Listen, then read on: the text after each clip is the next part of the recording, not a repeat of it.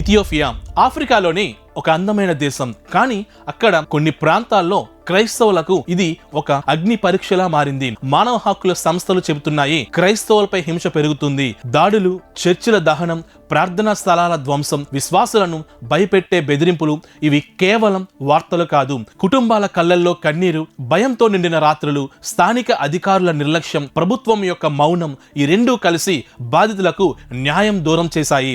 మత హింస కారణంగా వందలాది కుటుంబాలు ఇల్లు కోల్పోయి నిరాశ్రులయ్యారు.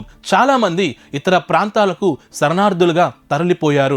ప్రపంచ చర్చలు, మానవ హక్కుల సంస్థలు ఒకే స్వరం చెబుతున్నాయి, ఇథియోపియాలో క్రైస్తవులను రక్షించండి. కానీ ప్రపంచ నాయకులు ఇప్పటికీ మౌనం పాటిస్తున్నారు. అందుకే విశ్లేషకులు చెబుతున్నారు ఇది కేవలం ఇథియోపియాకు సంబంధించిన సమస్య కాదు, ఇది ప్రపంచ క్రైస్తవులకే ఒక మానవతా పరీక్ష.